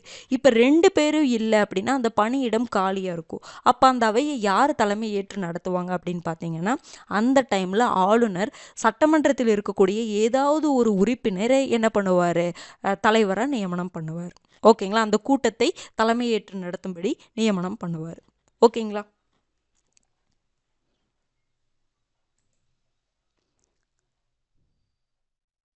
அந்த நிலுவையில் இருக்கக்கூடிய மசோதா பார்த்தீங்கன்னா உங்களுக்கு 2 அவை இருக்கிற இடத்துலையும் அந்த மாதிரி பிரச்சனை வரும். இன்னொன்று, இந்த அமைச்சர்கள் அல்லாத உறுப்பினர்கள் சில மசோதாவில் தாக்கல் பண்ணுவாங்க, ஏதாவது அறிமுகப்படுத்துவாங்க. அப்போ அந்த ஆதரவு கிடைக்காம போகும். அப்போ ஒரு அவை இருந்தாலும் அந்த நிலுவையில் மசோதா இருக்க தான் செய்யும். ஓகேங்களா. அப்போ ஆளுநர் என்ன பண்ணுவார்? அனுப்புவார். அதாவது அது குறித்து செய்தி கொடுங்க, ஏன் இப்படி பெண்டிங்கில் இருக்குது அப்படின்னு சொல்லிட்டு கேட்டு அனுப்பலாம். அடுத்தது பாருங்கள், ஆங்கிலோ இந்தியன் வகுப்பினரிலிருந்து ஓர் உறுப்பினரை மாநில சட்டமன்றத்திற்கு நியமனம் செய்யலாம். ஆனால் இது நீக்கப்பட்டது 104வது திருத்தச் சட்டம் 2020. இது நிறையா டைம் பார்த்துட்டோம். மாநில சட்டமன்றத்திற்கு ஒரு ஆங்கிலோ இந்திய உறுப்பினரை ஆளுநர் நியமனம் பண்ணுவார்னு பார்த்தோம். ஆனால் அந்த இது என்ன ஆயிடுச்சு? கேன்சல் பண்ணிட்டாங்க. அதனால் இது தெரிஞ்சுக்க வேண்டாம். ஆனால் கேன்சல் பண்ணிட்டாங்க அப்படிங்கிறது தெரிஞ்சுக்கணும். முன்னாடி இருந்துச்சு, இப்போ கேன்சல் பண்ணிட்டாங்கங்கிறது தெரிஞ்சுக்கணும். ஓகேங்களா. அது போக மாநில சட்ட மேலவை இருக்கும். அதாவது 6 மாநிலங்களில் தான் ஈரவை கொண்டது. மாநில சட்டமன்ற பேரவை இருக்கும், மாநில சட்ட மேலவைன்னு இருக்கும். அப்போ அந்த 6 மாநிலங்களில் மாநில சட்ட மேலவை இருக்குதா? அந்த மாநில சட்ட மேலவையில் 6ல் 1 பங்கு இடம் யாருக்கு கொடுப்பாங்கன்னு பார்த்தீங்கன்னா கலை, இலக்கியம், அறிவியல், கூட்டுறவு இயக்கம் மற்றும் சமூக சேவை போன்றவற்றில் சிறந்து விளங்கும் நபர்களுக்கு கொடுப்பாங்க. அந்த 6ல் 1 பங்கு இடங்களை யார் நிரப்புவாங்க அப்படின்னா மாநில ஆளுநர் தான். யாருக்கு கொடுப்பாருன்னா இந்த துறையிலெல்லாம் சிறந்து விளங்கும் நபர்களுக்கு கொடுப்பாங்க. ஓகேங்களா. அப்போ சட்ட மேலவையில் 6ல் 1 பங்கு உறுப்பினர்களை ஆளுநர் நியமனம் பண்ணுறாங்க. அந்த 6ல் 1 பங்கு உறுப்பினர்கள் இந்த துறைகளெல்லாம் சிறந்து விளங்கும் நபர்களாக இருப்பாங்க. எப்படி அங்கே மாநிலங்களவையில் 12 பேர்த்து குடியரசுத் தலைவர் நியமனம் பண்ணாங்கல்ல, அதே மாதிரி இங்கே. ஓகேங்களா. 6ல் 1 பங்கு. அடுத்தது பாருங்க, சட்டமன்ற உறுப்பினர்களுடைய தகுதியின்மை குறித்து தேர்தல் ஆணையத்துடன் கலந்தாலோசித்து அவர் முடிவு பண்ணுவார். இப்போ சட்டமன்ற உறுப்பினராக இருக்காங்க, அவருக்கு அதுக்கான குவாலிஃபிகேஷன் இல்லை, அந்த மாதிரி விஷயத்தை பற்றிலாம் பேசணும் அப்படின்னா அவர் என்ன பண்ணுவார், தேர்தல் ஆணையத்துடன் கலந்தாலோசித்து அது சம்பந்தமாக முடிவெடுப்பாங்க அப்படின்னு சொல்கிறாங்க. அடுத்தது பாருங்க, மாநில சட்டமன்றத்தால் நிறைவேற்றப்படும் ஒவ்வொரு மசோதாவும் ஆளுநர் கையொப்பமிட்ட பின்னர் மட்டுமே சட்டமாகும். எப்படி பாராளுமன்றத்தில் ஒரு சட்டம் நிறைவேற்றப்பட்டுச்சு அப்படின்னா குடியரசுத் தலைவர் சைன் போட்டால் தான் என்ன ஆகும், அது சட்டமாகும். அதே மாதிரி தான் மாநில அளவில் மாநில சட்டமன்றம் ஏதாவது ஒரு மசோதாவை நிறைவேற்றுச்சு அப்படின்னா அந்த மசோதா சட்டமாகணும்னா கண்டிப்பாக ஆளுநர் கையொப்பம் இடணும். ஓகேங்களா? சரி, இப்போ இந்த இடத்துல பாருங்கள், இந்த பாயிண்டெல்லாம் நம்ம முன்னாடியே பார்த்தது தான். சட்டமன்றத்தால் நிறைவேற்றப்பட்ட ஒரு மசோதா ஆளுநர் ஒப்புதலுக்காக அனுப்பப்படும் பொழுது அவருக்கு 4 அதிகாரங்கள் கொடுக்கப்பட்டிருக்கு. அப்போ சட்டமன்றம் ஒரு மசோதாவை நிறைவேற்றி ஆளுநருடைய ஒப்புதலுக்கு அனுப்புது அப்படின்னா அந்த இடத்துல ஆளுநருக்கு 4 அதிகாரங்கள் இருக்குது. என்னென்ன அதிகாரம்? அதுக்கு கையொப்பமிடலாம், சைன் போட்டலாம். அப்படி போட்டாருன்னா அந்த மசோதா என்ன ஆயிடும், சட்டமாயிரும். இல்லைன்னா நிறுத்தி வைக்கலாம். இந்த நிறுத்தி வைக்கிற டைம் பீரியட்லாம் கிடையாது, எவ்வளோ நாள் வேணாலும் நிறுத்தி வச்சுக்கலாம், வித்ஹோல்டு பண்ணி வச்சுக்கலாம். ஓகேங்களா?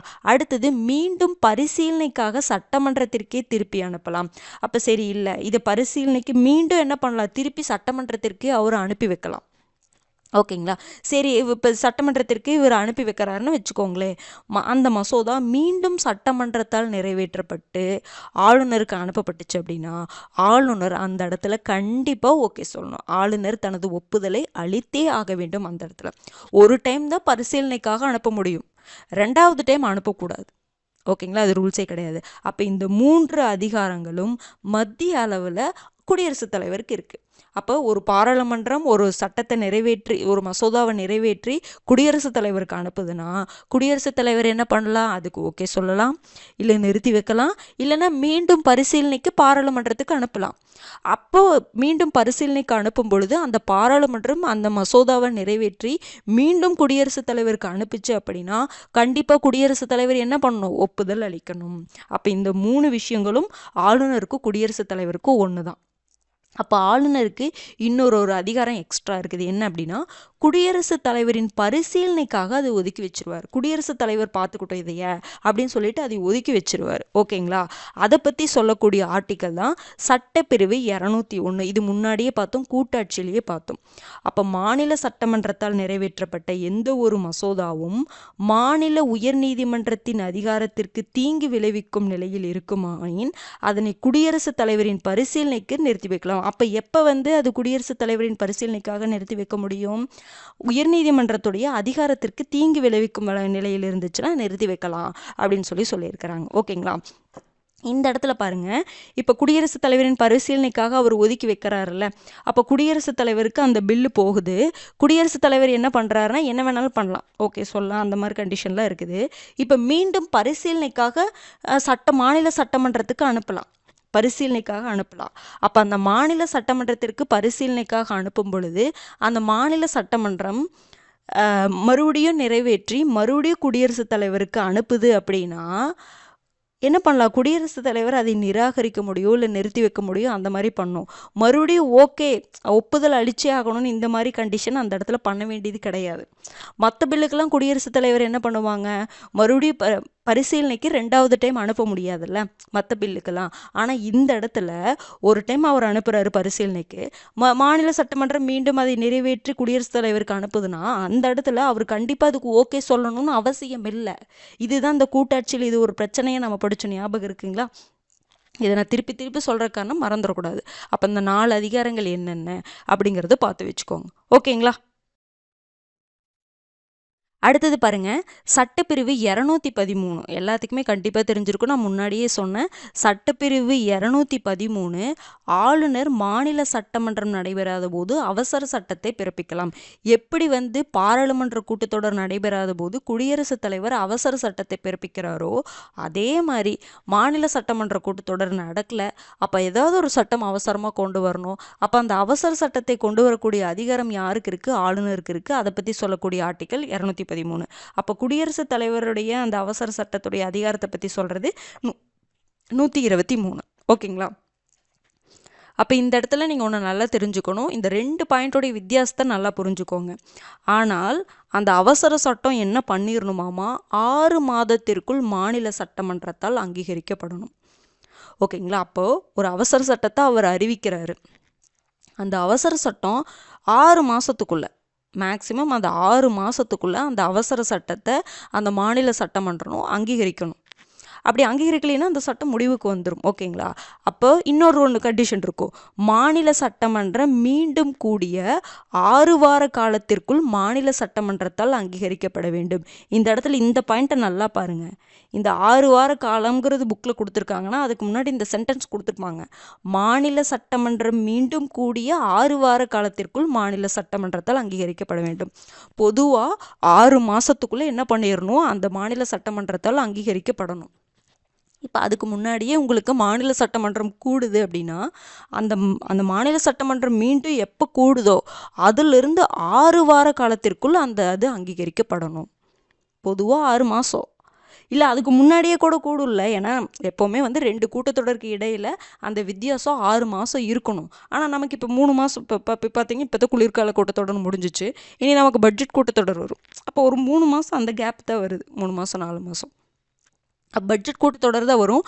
அதுக்கப்புறம் நமக்கு வேறு கூட்டத்தொடர். அப்போ இதுக்கும் அங்கேயும் ஒரு 6 மாதம் கேப் இருக்கும். அப்போ அந்த கூட்டத்தொடர் கூடி 6 மாதத்துக்குள்ளே என்ன பண்ணிடணும் அப்படின்னா, அந்த எப்படி சொல்கிறது அப்படின்னா, இந்த இடத்துல வித்தியாசத்தை நல்லா புரிஞ்சுக்கோங்க. அந்த அவசர சட்டம் ஆளுநரால் பிறப்பிக்கப்படுதில்ல, அது 6 மாதத்துக்குள்ளே சட்டமன்றத்தால் அங்கீகரிக்கப்பட்டிருக்கணும். அது ஒரு கண்டிஷன். அப்போ அறிவிச்சதுக்கப்புறம் எப்போவாது மறுபடியும் மீண்டும் மாநில சட்டமன்றம் கூடும்ல, அந்த மாநில சட்டமன்றம் மீண்டும் கூடிய 6 வார காலத்திற்குள், சட்டமன்றம் முன்னாடியே கூடிருச்சுனாலும் அந்த கூடிய 6 வார காலத்திற்குள் என்ன பண்ணும், அங்கீகரிக்கப்படணும். அப்போ 6 வார காலம் இருந்துச்சுன்னா இந்த பாயிண்ட்டை நல்லா பார்த்து வச்சுக்கோங்க. இந்த பாயிண்ட் 6 வார காலம்னு இருந்துச்சுன்னா அதுக்கு முன்னாடி ஸ்டேட்மெண்ட்டில் இந்த பாயிண்ட் இருக்கணும். சும்மா ஜென்ரலாக அந்த அவசர சட்டம் 6 வார காலத்திற்குள் அப்படின்னு கொடுத்துருந்தாங்கன்னா அது தப்பு. 6 வார காலத்திற்குள் மாநில சட்டமன்றத்தால் அங்கீகரிக்கப்பட வேண்டும் சொல்லியிருந்தாங்கன்னா அது தப்பு. மாநில சட்டமன்றம் மீண்டும் கூடிய 6 வார காலம் கொடுத்தாதான் கரெக்டு. பொதுவாக அவசர சட்டம் 6 மாதத்திற்குள் அப்படின்னு கொடுத்தா அது கரெக்ட். ஓகேங்களா? இந்த 2 ஸ்டேட்மெண்ட்டையும் நல்லா பார்த்து வச்சுக்கோங்க. ஓகேங்களா? அடுத்தது பாருங்க, ஆனால் அவசர சட்டத்தை எந்நேரத்திலும் ஆளுநர் திரும்ப பெறலாம். ஓகேங்களா? இந்த அவசர சட்டத்தை எந்த நேரத்தில் வேணாலும் ஆளுநர் என்ன பண்ணிக்கலாம், வாபஸ் வாங்கிக்கலாம். அது போக பாருங்க, மாநிலத்தின் ஆண்டு நிதிநிலை அறிக்கை, அரசு பணியாளர் தேர்வாணைய குழுவின் அறிக்கை, அரசின் தணிக்கை குழு அறிக்கைகளை சட்டமன்றத்தில் இவர் சமர்ப்பிக்கிறார். ஓகேங்களா? அப்போ பட்ஜெட்டு, அதுக்கப்புறமா அரசு பணியாளர் தேர்வாணைய குழுவோடைய அறிக்கை இருக்கும்ல, அது அரசின் தணிக்கை குழு அறிக்கை, இது எல்லாத்தையுமே சட்டமன்றத்தில் அவர் சமர்ப்பிக்கிறாரு. ஓகேங்களா? அப்போ சட்டமன்ற அதிகாரம் நிறைய இருக்குது. என்னென்ன இருக்குது அப்படின்னா பார்த்துக்கோங்க, லைட்டாக சொல்கிறேன். ஓகேங்களா? இவர் தான் ஒரு ஒருங்கிணைந்த பகுதி, சட்டமன்றத்துடைய ஒருங்கிணைந்த பகுதி. சட்டமன்ற கூட்டத்தின் அந்த முதல் கூட்டம், எலெக்ஷன்லாம் முடிஞ்சு நடக்கக்கூடிய முதல் கூட்டத்தில் பங்கு பெற உரையாற்றுறாரு. சபாநாயகர் மற்றும் துணை சபாநாயகர் இல்லை அப்படின்னா அதுக்கு தலைமையேற்று நடத்த, அந்த அவைக்கு தலைமையேற்று நடத்த எந்த சட்டமன்ற உறுப்பினரை வேண்டுமானாலும் ஆளுநர் நியமனம் பண்ணுறாங்க. இது ஒன்று. அடுத்தது ஆங்கிலோ இந்தியன் நியமனத்தை பற்றி சொல்கிறாங்க, ஆனால் அது கேன்சல் பண்ணிட்டாங்க. சட்ட மேலவைக்கு 6 1 பங்கு உறுப்பினர்களை அவர் தான் நியமனம் பண்ணுறாரு. அவங்க யாராக இருப்பாங்கன்னா, கலை, இலக்கியம், அறிவியல், கூட்டுறவு இயக்கம் மற்றும் சமூக சேவையில் சிறந்து விளங்கக்கூடிய நபர்களாக இருப்பாங்க. அதுக்கப்புறம் பார்த்திங்கன்னா மசோதா தொடர்பாக 4 அதிகாரங்கள் அவருக்கு இருக்குது. கையொப்பமிடலாம், நிறுத்தி வைக்கலாம், மீண்டும் பரிசீலனைக்கு சட்டமன்றத்திற்கு திருப்பி அனுப்பலாம், குடியரசுத் தலைவரின் பரிசீலனைக்காக ஒதுக்கி வைக்கலாம். அடுத்தது அவசர சட்டம், சட்டப்பிரிவு 213 ரொம்ப முக்கியமானது. 6 மாதம் 6 வார காலம், 2க்கு டிஃப்ரென்ஸ் நல்லா பார்த்துக்கோங்க. ஓகேங்களா? அது போக இந்த நிதிநிலை அறிக்கை, அரசு பணியாளர் தேர்வாணைய குழுவின் அறிக்கை, அரசின் தணிக்கை குழு அறிக்கை, இது எல்லாம் சட்டமன்றத்தில் சமர்ப்பிக்கிறார். ஓகேங்களா? அடுத்தது பாருங்க, நிதி அதிகாரம்.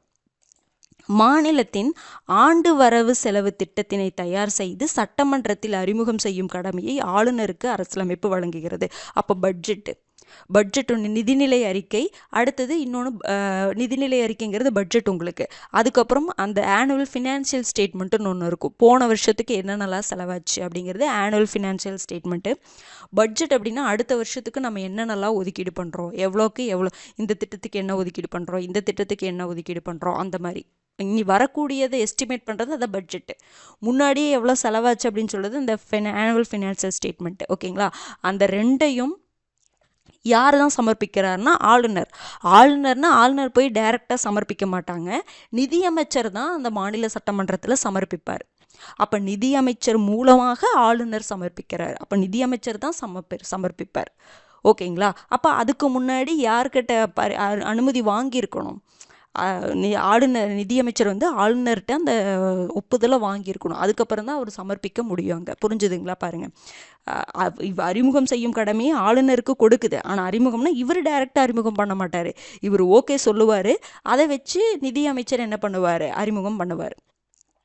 தேவைப்பட்டுச்சு அப்படின்னா துணை வரவு செலவு திட்டத்தையும் அறிமுகம் செய்வார். இப்போ வரவு செலவு திட்டம்னா எல்லா டிபார்ட்மெண்ட்டும் எல்லாமே அதில் இருக்கும். அதில் ஏதாவது ஒன்று எடுத்து தெளிவாக சொல்லணும் அப்படின்னா, தேவைப்பட்டுச்சு அப்படின்னா அதை எடுத்து அதையும் அறிமுகம் பண்ணுவார். அதுவும் யார் தான் அறிமுகம் பண்ணுவாங்க? நிதியமைச்சர் தான். நிதியமைச்சர் மூலமாக தான் ஆளுநர் என்ன பண்ணுவார்? அறிமுகம் பண்ணுவார். ஓகேங்களா? பாருங்க, நிதியமைச்சர் மாநில சட்டமன்றத்தில் வரவு செலவு திட்டத்தை அல்லது நிதிநிலை அறிக்கை, பட்ஜெட்டு இல்லைன்னா அந்த வரவு செலவு திட்டத்தை அறிக்கையை ஆளுநரின் முன் அனுமதியை பெற்று சமர்ப்பிக்கிறார். அதை பற்றி சொல்லக்கூடிய ஆர்டிக்கல் 202. ஓகேங்களா? அப்போ ஆர்டிக்கல் 202 என்ன சொல்லுது அப்படின்னா, நிதியமைச்சர் மாநில சட்டமன்றத்தில் வரவு செலவு திட்டம், நிதிநிலை அறிக்கையை ஆளுநருடைய முன் அனுமதியை பெற்று சமர்ப்பிக்கிறார் அப்படின்னு சொல்லக்கூடிய ஆர்டிக்கல் 202. அப்போ பார்த்தீங்கன்னா இது ஞாபகம், ஆளுநருடைய முன் அனுமதியை பெற்று நிதியமைச்சர் என்ன பண்ணுறாரு? மாநில சட்டமன்றத்தில் நிதிநிலை அறிக்கையை தாக்கல் பண்ணுறாரு. பாருங்க, ஆண்டு நிதிநிலை அறிக்கையை சட்டமன்றத்தில் அறிமுகம் செய்ய காரணமாகிறார். ஏன்னா இவருடைய முன் அனுமதி வேணும்ல, அதுக்காக. மாநில சட்டமன்றத்தில் மாநில நிதியமைச்சர் மூலமாக என்ன பண்ணுறாரு? துணை வரவு செலவு திட்டத்தை தேவைப்பட்டால் சமர்ப்பிக்கிறார். ஓகேங்களா? அடுத்தது பாருங்க, ஆளுநரின் முன் அனுமதியுடன் தான் பண மசோதாவை சட்டமன்றத்தில் அறிமுகப்படுத்த முடியும். ஒரு சாதாரண மசோதாவாக இருந்தால் அவருடைய முன் அனுமதி தேவை கிடையாது. ஆனால் பணம் சம்மந்தப்பட்ட மசோதாவாக இருந்துச்சுன்னா கண்டிப்பாக அவருடைய முன் அனுமதியுடன் தான் என்ன பண்ண முடியும்? சட்டமன்றத்தில் அறிமுகப்படுத்த முடியும். ஓகேங்களா? சட்ட மேலவையில் அறிமுகப்படுத்த மாட்டாங்க. எப்படி அங்கே மக்களவையில் மட்டும்தானே பண மசோதாவை அறிமுகப்படுத்தினாங்க, அதே மாதிரி தான் இங்கே. ஓகேங்களா? அடுத்து பாருங்கள், ஆளுநரின் பரிந்துரையின்படி நிதி ஒதுக்கீடு செய்ய முடியாது எதுக்குமே. ஏன்னா இப்போ பட்ஜெட்டுங்கிறது நிதி ஒதுக்கீடு பண்ணுறது தானே. அப்போ அவருடைய பரிந்துரை இருந்தால் தான் என்ன பண்ண முடியும்? நிதி ஒதுக்கீடு செய்ய முடியும். ஓகேங்களா? அடுத்தது பாருங்கள், ஆளுநரின் பரிந்துரையின்றி மாநிலங்களுக்கான கோரிக்கை எதுவும் கோரப்பட முடியாது. இப்போ மானியங்கள்லாம் கொடுக்குறாங்கல்ல, அது சம்மந்தமாக கோரிக்கையை இந்த சட்டமன்றத்தில் வைக்கிறாங்கன்னா அவருடைய பரிந்துரை வேணும். அவருடைய பரிந்துரையின்படி தான் அங்கே கோரிக்கையை விடுக்க முடியும். அடுத்தது அவசர கால நிதி.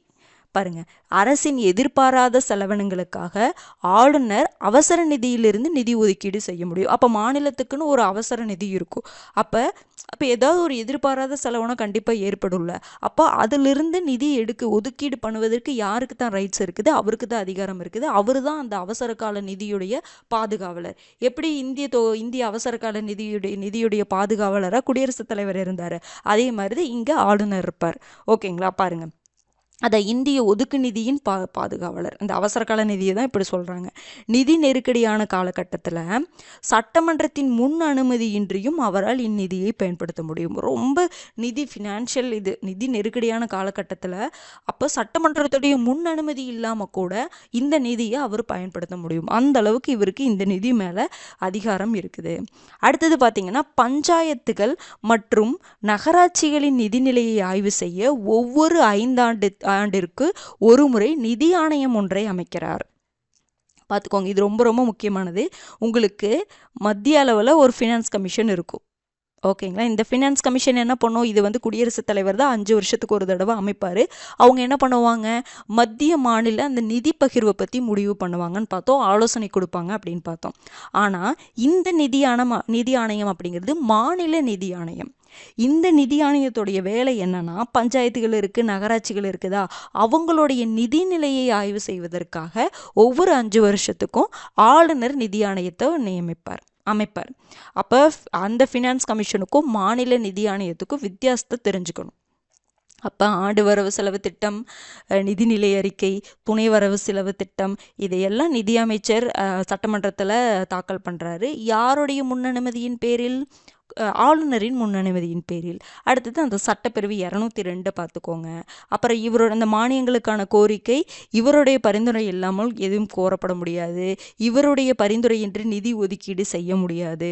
அவசர கால நிதியின் மேலே இவருக்கு தான் அதிகாரம் இருக்குது. எதிர்பாராத செலவினங்களுக்காக இவர் தான் இதிலிருந்து நிதி ஒதுக்கீடு இவரால் மட்டும்தான் பண்ண முடியும். அப்புறம் நிதி ஆணையத்தை 5 வருஷத்துக்கு ஒரு தடவை மாநில நிதி ஆணையத்தை அமைக்கிறாரு.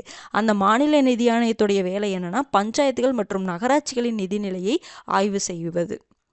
அடுத்தது நீதித்துறை அதிகாரங்கள் பாருங்க. மாநில அரசின் தலைமை வழக்கறிஞரை நியமனம் பண்றாரு. அப்ப அட்வொகேட் ஜெனரலை யாரை நியமனம் பண்றாரு? மாநில அரசின் அட்வொகேட் ஜெனரலை ஆளுநர் நியமனம் பண்ணுறாங்க. அதே மாதிரி கீழ் நீதிமன்ற நீதிபதிகளை இவர் தான் நியமனம் பண்ணுறாங்க. இப்போது உயர் நீதிமன்ற நீதிபதிகள், தலைமை நீதிபதிகளை யார் நியமனம் பண்ணுறாங்க? குடியரசுத் தலைவர் நியமனம் பண்ணுறாங்க. இப்போ மாநிலங்களில் சில மாவட்ட நீதிமன்றங்கள், சார்பு நிலை நீதிமன்றங்கள், அந்த மாதிரி சின்ன சின்ன நீதிமன்றங்கள்லாம் இருக்குல்ல, அந்த நீதிமன்றங்களுடைய நீதிபதிகளை யார் நியமனம் பண்ணுறாரு அப்படின்னா ஆளுநர் தான் நியமனம் பண்ணுறாங்க. அந்த வித்தியாசத்தை நல்லா புரிஞ்சுக்கோங்க. ஏன்னா பொதுவாக நீதிபதிகள் அப்படின்னாவே நம்ம குடியரசுத் தலைவர் தான் நியமனம் பண்ணுறாங்கன்னு நினைப்போம். அப்போது இந்த மாவட்ட நீதிமன்றங்கள், கீழ் நீதிமன்றங்கள் இதனுடைய நீதிபதிகளை யார் நியமனம் பண்ணுறாங்கன்னா ஆளுநர். ஆனால் ஆலோசனை கேட்டுக்குவாங்க, அதை பார்க்கலாம். உயர் நீதிமன்றத்தின் ஆலோசனையின் பேரில் பாருங்க, யாருடைய ஆலோசனையின் பேரில்? உயர்நீதிமன்றத்துடைய ஆலோசனையின் பேரில் மாவட்ட நீதிமன்றங்கள், மாவட்ட கிளை நீதிமன்றங்கள் உள்ளிட்ட சார்பு நீதிமன்றங்களின் நீதிபதிகளின் நியமனங்கள், பதவிகள், பதவி உயர்வு போன்றவற்றை ஆளுநர் தீர்மானிக்கிறார். அப்போ இதுதான் இவர் தான் மாவட்ட நீதிமன்றங்கள், மாவட்ட கிளை நீதிமன்றங்கள், இது மாதிரி இருக்கக்கூடிய சார்பு நீதிமன்றங்களுடைய நீதிபதிகளுடைய நியமனத்தை அவர் தான் பண்ணுறாரு. ஆனால் யாருடைய ஆலோசனையின் பேரில்? உயர்நீதிமன்றத்தின் ஆலோசனையின் பேரில் தான் பண்ண முடியும். அதுபோக அவங்களுடைய பதவி உயர்வு அதெல்லாம் அவர் தான் முடிவு பண்ணுறாரு. அடுத்தது பாருங்க, குடியரசுத் தலைவர் தான் உயர்நீதிமன்ற தலைமை நீதிபதியும் உயர்நீதிமன்ற நீதிபதிகளையும் நியமனம் பண்ணுறாங்க. ஆனால் அப்போ குடியரசுத் தலைவர் அவங்கள நியமனம் பண்ணும் பொழுது யாருடைய ஆலோசனையை கேட்கணும் அப்படின்னா அந்த மாநிலத்துடைய ஆளுநருடைய ஆலோசனையை கேட்கணும். அப்போ ஆளுநரின் ஆலோசனையின் பேரில் குடியரசுத் தலைவர் உயர்நீதிமன்ற தலைமை நீதிபதி மற்றும் மற்ற நீதிபதிகளை நியமனம் பண்ணுறாரு. ஓகேங்களா? அப்போ யாருடைய ஆலோசனையின் பேரில்? ஆளுநரின் ஆலோசனையின் பேரில் தான் குடியரசுத் தலைவர் உயர்நீதிமன்ற தலைமை நீதிபதி மற்றும் மற்ற நீதிபதிகளை நியமனம் பண்ணுறார். அடுத்தது ரொம்ப ரொம்ப முக்கியமான ஆர்டிக்கல் 161, அதையும் ஆர்டிக்கல் 72 நீங்கள் கம்பேர் பண்ணி பார்த்துக்கணும். ஆர்டிக்கல் 72 என்ன சொல்லும்? குடியரசுத் தலைவருடைய அந்த மன்னிப்பு அளிக்கும் அதிகாரத்தை பற்றி சொல்லும். தண்டனையை குறைக்கிறது, மாற்றுறது, அதெல்லாம் நம்ம பார்த்தோம்ல, அது குடியரசுத் தலைவருடைய மன்னிப்பளிப்பு அதிகாரம். சட்டப்பிரிவு 161 அப்படிங்கிறது ஆளுநருடைய மன்னிப்பளிப்பு அதிகாரம். இப்போ மாநில உயர் நீதிமன்றங்கள் யாருக்காவது ஒரு தண்டனை கொடுக்குதுன்னா அந்த தண்டனை மன்னிக்கிறக்கோ இல்லை அதை ஒத்தி வைக்கிறக்கோ அல்லது நிறுத்தி வைக்கிறக்கோ அதிகாரம் யாருக்கு இருக்குது? ஆளுநருக்கு இருக்குது. அப்படி சொல்லக்கூடிய ஆர்டிக்கல் 161. அப்போ குற்றவாளிகளின் கருணை மனு அடிப்படையில் குற்றவாளிகளை மன்னிக்கலாம், அல்லது குற்றவாளிகளுடைய தண்டனையை குறைக்கலாம், அல்லது நிறுத்தி வைக்கலாம், அல்லது மாற்றலாம். இது எப்படி அங்கே குடியரசுத் தலைவருக்கு இருந்தது அதே மாதிரி இங்கே அவருக்கு இருக்குது, ஆளுநருக்கு இருக்குது. அதை பற்றி சொல்லக்கூடியது ஆர்டிக்கல் 161. அப்போது இதில் ரெண்டு வித்தியாசம் இருக்குது. குடியரசுத் தலைவருக்கும் ஆளுநருக்கும் இந்த மன்னிப்பளிப்பு அதிகாரத்தில் மட்டும் 2 வித்தியாசம் இருக்குது. என்ன அப்படின்னா, ஆளுநருக்கு மரண தண்டனை வழக்கில் மன்னிப்பளிக்கும் அதிகாரம் இல்லை. அந்த அதிகாரம் குடியரசுத் தலைவருக்கு மட்டுமே உண்டு. அப்போது ஒரு உயர்நீதிமன்றத்தில் ஒருத்தருக்கு மரண தண்டனை தீர்ப்பு கொடுத்துருக்காங்க அப்படின்னா அந்த மரண தண்டனை சம்பந்தமாக அவர் என்ன பண்ண முடியாது? ஆளுநர் அதுக்கு மன்னிப்பு கொடுக்க முடியாது. அப்போ மரண தண்டனை வழக்கில் மன்னிப்பளிக்கக்கூடிய அதிகாரம் யாருக்கு தான் இருக்குது? குடியரசுத் தலைவருக்கு தான் இருக்குது. ஆனால் மற்றது இது மாற்றுவது, அதை குறைப்பது, அந்த மாதிரி விஷயங்களெல்லாம் ஆளுநருக்கு உரிமை இருக்குது. ஆனால் இந்த மரண தண்டனை வழக்கில் மட்டும் மன்னிப்பளிக்கக்கூடிய அதிகாரம் ஆளுநருக்கு இல்லை. இது ஒன்று. இன்னொன்று பார்த்தீங்கன்னா, இராணுவ நீதிமன்றத்தால் வழங்கப்படும் தண்டனை தொடர்பாக குடியரசுத் தலைவர் மன்னிப்பு, விலக்கு, அவகாசம், இடைநீக்கம், தளர்வு அல்லது பணி நீக்கம் வழங்க முடியும். இத்தகைய அதிகாரம் ஆளுநருக்கு இல்லை. அப்போ இராணுவ நீதிமன்றத்தால் தண்டனையில் வழங்கப்படும், ஓகேங்களா, அவங்களுக்குலாம். அப்போ அந்த தண்டனையில் முடிவெடுக்கக்கூடிய அதிகாரம் குடியரசுத் தலைவருக்கு இருக்குது. ஆனால் அந்த அதிகாரம் யாருக்கு இல்லை? ஆளுநருக்கு இல்லை. அப்போ மரண தண்டனை வழக்கிலும் இராணுவ நீதிமன்றம் வழங்கும் தண்டனையிலையும் யாருக்கு அதிகாரம் இல்லை? ஆளுநருக்கு இல்லை. ஆனால் குடியரசுத் தலைவருக்கு இருக்குது. ஓகேங்களா? அப்போ பாருங்க, அப்போ மாநில அரசின் தலைமை வழக்கறிஞரை நியமனம் பண்ணுறாரு. அப்புறம் அந்த மாவட்ட நீதிமன்றங்கள், மாவட்ட கிளை நீதிமன்றங்கள் உள்ளிட்ட சார்பு நீதிமன்றங்களுடைய நீதிபதிகளை நியமனம் பண்ணுறாரு. ஆனால் உயர் நீதிமன்றத்தை மன்றத்தின் ஆலோசனையின் பேரில் தான் நியமனம் பண்ணுவாங்க. அதே மாதிரி குடியரசுத் தலைவர் உயர்நீதிமன்ற தலைமை நீதிபதியும் பிற நீதிபதிகளையும் நியமனம் பண்ணும் பொழுது யாருடைய ஆலோசனையை கேட்கணும்? ஆளுநரின் ஆலோசனையை கேட்கணும். அடுத்தது சட்டப்பிரிவு 161 ஆளுநரின் மன்னிப்பளிக்கும் அதிகாரம். அதை நல்லா பார்த்துக்கோங்க. 2 வித்தியாசம் குடியரசுத் தலைவருக்கும் ஆளுநருக்கும் இந்த மன்னிப்பளிக்கும் அதிகாரம் தொடர்பாக. என்னன்னு பார்த்தீங்கன்னா, ஒன்று மரண தண்டனை வழக்கில், இன்னொன்று பார்த்தீங்கன்னா இராணுவ நீதிமன்றம் வழங்கும் வழக்கில் தீர்ப்பில். ஓகேங்களா? அதில் மன்னிப்பளிக்கும் அதிகாரம் யாருக்கு இல்லை? ஆளுநருக்கு இல்லை. ஆனால் குடியரசுத் தலைவருக்கு இருக்குது. ஓகேங்களா? அடுத்தது பார்த்தீங்கன்னா விருப்புரிமை அதிகாரம். விருப்புரிமை அதிகாரம் அப்படின்னு பார்த்தீங்கன்னா டிஸ்கிரிஷ்னரி பவர்ஸ். இதில் வேறு யாரும் தலையிட முடியாது. இவர் இது பண்ணும் பொழுது யாரும் இது நீங்கள் இதை பண்ணக்கூடாது அப்படின்னு சொல்ல முடியாது. அதனால தான் அது விருப்புரிமை அதிகாரம் சொல்கிறாங்க. குடியரசுத் தலைவரின் பரிசீலனைக்காக ஆளுநர் ஒரு மசோதாவை நிறுத்தி வைக்க முடியும். ஆர்டிகல் 201 பார்த்தோம், ஞாபகம் இருக்குங்களா? அப்போ ஒரு குடியரசுத் தலைவருடைய பரிசீலனைக்காக ஆளுநர் என்ன பண்ணலாம்? ஒரு மசோதாவை நிறுத்தி வைக்கலாம். அதில் யாரும் கேள்வி கேட்க முடியாது. இன்னொன்று, மாநிலத்தில் குடியரசுத் தலைவரின் ஆட்சிக்கு ஆளுநர் என்ன பண்ணலாம்? பரிந்துரை செய்கிறார். இப்போ மாநிலத்தில் அந்த அரசு வந்து சரியாக செயல்படலை அப்படின்னா என்ன பண்ணலாம்? குடியரசுத் தலைவருடைய ஆட்சிக்கு அரசு செயல்படாமல் போகலாம், இல்லை என்ன வேணாலும் இருக்கலாம். ஓகேங்களா? அவசர நிலை அறிவிக்கக்கூடிய ஒரு கட்டத்தில் இருக்குது அப்படின்னா அப்போ என்ன பண்ணலாம் அப்படின்னா குடியரசுத் தலைவரின் ஆட்சிக்கு ஆளுநர் பரிந்துரைப்பார். இதெல்லாம் நம்ம பார்த்தோம் இந்த கூட்டாட்சியிலேயே, ஆர்டிகல் 356. அடுத்தது, மாநில நிர்வாகம் மற்றும் சட்டமன்ற செயல்பாடுகள் தொடர்பாக செய்திகளை முதலமைச்சரிடமிருந்து ஆளுநர் பெறுகிறார். இப்போ மாநில நிர்வாக தொடர்பாக, மாநில சட்டமன்ற செயல்பாடுகள் தொடர்பாக செய்திகளை ஆளுநர் என்ன பண்ணலாம்? முதலமைச்சர்கிட்ட கேட்கலாம். முதலமைச்சர் அப்போ கண்டிப்பாக கொடுத்து தான் ஆகணும். கொடுக்க முடியாதுன்னு சொல்ல முடியாது. ஓகேங்களா? இது வந்து ஒரு விருப்புரிமை அதிகாரம். அதனால தான் விருப்புரிமை அதிகாரம். புரிஞ்சுதுங்களா? அடுத்தது பாருங்க, மாநில சட்டமன்ற பொது தேர்தலில் எந்த கட்சியும் அறுதி பெரும்பான்மையை பெறாத போது ஆளுநர் எந்த கட்சி தலைவரையும் ஆட்சி அமைக்க அழைக்கலாம். அப்போ இப்போ நான் முன்னாடியே சொன்ன மாநில சட்டமன்ற பொது தேர்தலில் எந்த கட்சி வெற்றி பெறுதோ, பெரும்பான்மை வாக்குகள் பெறுதோ, அந்த கட்சியுடைய தலைவரை முதலமைச்சராக நியமனம் பண்ணுவாங்கன்னு பார்த்தோம். ஒருவேளை எந்த கட்சிக்குமே பெரும்பான்மை வாக்குகள் கிடைக்கல அப்படின்னா ஆளுநர் அந்த இடத்துல ஒரு விருப்புரிமை அதிகாரம் இருக்குது. என்ன அப்படின்னா, எந்த கட்சி தலைவரை வேணாலும் அவர் ஆட்சி அமைக்க கூப்பிடலாம், அழைக்கலாம். அதுக்கப்புறம் அவங்க வந்ததுக்கப்புறம் நிரூபிக்கணும். ஓகேங்களா? ஆனால் அவருக்கு அந்த இடத்துல ரைட்ஸ் இருக்குது, எந்த கட்சியை வேணால் கூப்பிடலாம். ஓகேங்களா? அடுத்தது, சட்டமன்றத்தில் நம்பிக்கை வாக்கெடுப்பின் பொழுது பெரும்பான்மையை நிரூபிக்க முடியாமல் போனால் அமைச்சரவையை ஆளுநர் கலைக்கலாம். எப்படி மக்களவையில் நம்பிக்கையில்லா தீர்மானம் கொண்டு வரப்படுமா? அப்போ நம்பிக்கையில்லா தீர்மானம் வெற்றி பெற்றுச்சு அப்படின்னா என்ன பண்ணுவாங்க? குடியரசுத் தலைவர் அந்த அவையை கலைப்பாரா?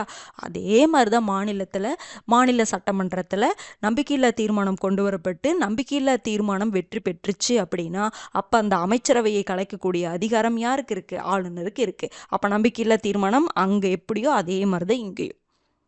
ஓகேங்களா? சட்டமன்றத்தில் நம்பிக்கை வாக்கெடுப்பின் போது பெரும்பான்மையை நிரூபிக்க முடியல அப்படின்னு என்ன அர்த்தம்? நம்பிக்கையில்லா தீர்மானம் வெற்றி பெற்றுச்சுன்னு அர்த்தம். ஓகேங்களா? ஓகே, இது புரிஞ்சிருக்குன்னு நினைக்கிறேன். நம்பிக்கையில்லா தீர்மானம்லாம் நம்ம முன்னாடியே பார்த்துட்டோம். அதாவது அந்த ஆட்சிக்கு எதிராக, அந்த அமைச்சரவைக்கு எதிராக நம்பிக்கையில்லா தீர்மானம் கொண்டு வருவாங்க. அப்போ வெற்றி பெற்றுச்சு அப்படின்னா என்ன அர்த்தம்? அந்த ஆட்சிக்கு, அந்த அமைச்சரவைக்கு எகென்ஸ்டாக இருக்குன்னு தானே அர்த்தம். அப்போ அந்த அவையை கலைச்சு தான் ஆகணும். ஓகேங்களா? அப்போ இது என்னது? விருப்புரிமை அதிகாரம் பார்த்தீங்கன்னா குடியரசுத் தலைவரின் பரிசீலனைக்காக ஒரு மசோதாவை நிறுத்தி வைக்கலாம். குடியரசுத் தலைவரின் ஆட்சிக்கு ஆளுநர் பரிந்துரை செய்யலாம். சட்டமன்ற செயல்பாடுகள் தொடர்பாக முதலமைச்சர்கிட்டருந்து அது தொடர்பான செய்திகளை முதலமைச்சர்கிட்டருந்து ஆளுநர் வாங்கலாம். அந்த பொது தேர்தலில் எந்த கட்சியும் பெரும்பான்மை அமைக்கலை அப்படின்னா, பெரும்பான்மை வாக்குகள் பெறலை அப்படின்னா எந்த கட்சி தலைவரையும் ஆட்சி அமைக்க அழைக்கலாம். அடுத்தது, நம்பிக்கையில்லா தீர்மானம் வெற்றி பெற்றுச்சு அப்படின்னா அந்த அவையை கலைக்கக்கூடிய, அந்த அமைச்சரவையை கலைக்கக்கூடிய அதிகாரம் யாருக்கு இருக்குது? ஆளுநருக்கு இருக்குது. அடுத்தது பாருங்க, அவசர கால அதிகாரங்கள்.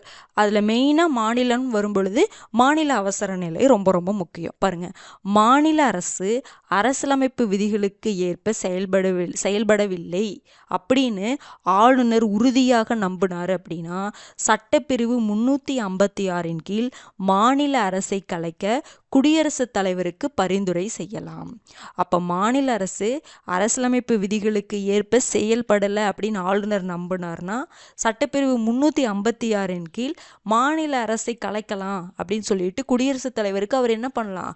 பரிந்துரை கொடுக்கலாம். மாநில அவசர நிலை, அப்போ குடியரசுத் தலைவர் ஆட்சி கொண்டு வாங்க அப்படின்னு சொல்லிட்டு பரிந்துரை கொடுக்கலாம். மாநில அரசு கலைக்கப்பட்டவுடன் என்ன ஆகும் அப்படின்னா மாநிலத்தில் குடியரசுத் தலைவர் ஆட்சி நடைமுறைக்கு வந்துடும். அப்போ மாநில அவசர நிலையில் ஃபர்ஸ்ட் அறிக்கை யார் கொடுப்பா? ஆளுநர் குடியரசுத் தலைவருக்கு கொடுப்பாரு. அப்போ அந்த மாநில அரசு கலைக்கப்பட்டுரும். கலைக்கப்பட்டதுக்கப்புறம் குடியரசுத் தலைவர் ஆட்சி வந்துடும். அப்போது குடியரசுத் தலைவர் ஆட்சி வந்ததுக்கப்புறம் ஆளுநர் குடியரசுத் தலைவரின் பிரதிநிதியாக மாநிலத்தை நிர்வாகம் பண்ணுவார். அப்போ மாநில அவசர நிலையின் போது குடியரசுத் தலைவர் ஆட்சி தான் நடக்கும். அந்த குடியரசுத் தலைவருடைய ஆட்சி சார்பாக ஓகேங்களா அவருடைய ஒரு பிரதிநிதியாக ஆளுநர் என்ன பண்ணுவார்? அந்த மாநிலத்தை நிர்வாகம் பண்ணுவார். ஓகேங்களா அப்போ இந்த இடத்துல இவருக்கு அதிகாரம் இருக்குன்னு சொல்ல வராங்க. ஓகேங்களா குடியரசுத் தலைவரது நேரடி ஆட்சி அப்படின்னு என்னன்னா மாநிலத்தின் ஆளுநர் ஆட்சி அப்படின்னு பொருள் அப்படின்னு சொல்கிறாங்க. புரியுதுங்களா? ஏன்னா குடியரசுத் தலைவருடைய ஆட்சின்னு என்ன அர்த்தம்? அந்த ஆட்சியின் மூலமாக ஆளுநர் தான் நம்ம மாநிலத்தை ஆட்சி பண்ணுறாரு. அதனால தான் குடியரசுத் தலைவரது நேரடி ஆட்சி அப்படின்னா மாநிலத்தின் ஆளுநர் ஆட்சி அப்படின்னு பொருள்படுன்னு சொல்கிறாங்க. இல்லைன்னா அமைச்சரவை இல்லாத மாநில ஆட்சி. ஏன்னா அந்த அமைச்சரவையில் கலைக்கப்பட்டுரும், அந்த சட்டமன்றமே கலைக்கப்பட்டுரும்ல. அப்போ இல்லாத ஒரு மாநில ஆட்சின்னு பொருள்படும். மாநிலத்தின் ஆளுநர் ஆட்சின்னு சொல்லலாம், இல்லை அமைச்சரவை இல்லாத மாநில ஆட்சின்னு சொல்லலாம் அப்படின்னு சொல்கிறாங்க. ஓகேங்களா? அடுத்தது பாருங்க, இது எல்லாமே அவசர கால அதிகாரங்கள். சட்டப்பிரிவு 356 மாநில அரசு அரசியலமைப்பு விதிகளுக்கு ஏற்ப செயல்படவில்லை என்றால் என்ன பண்ணலாம்? ஆளுநர் ஒரு அறிக்கையை ஒரு பரிந்துரையை குடியரசுத் தலைவருக்கு கொடுக்கலாம். குடியரசுத் தலைவர் அப்போ என்ன பண்ணுவார்? மாநில அரசு அந்த கலைக்கப்பட்டதுக்கப்புறம் குடியரசுத் தலைவர் ஆட்சி வந்துடும். அப்போ அந்த குடியரசுத் தலைவருடைய சார்பாக ஆளுநர் என்ன பண்ணுவார்? குடியரசுத் தலைவரின் பிரதிநிதியாக மாநிலத்தை என்ன பண்ணுவார்? நிர்வாகம் பண்ணுவார்.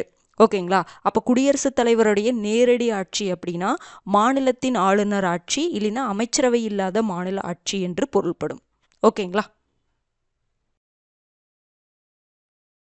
அடுத்தது பாருங்க, ஆளுநரின் சிறப்புரிமைகள்.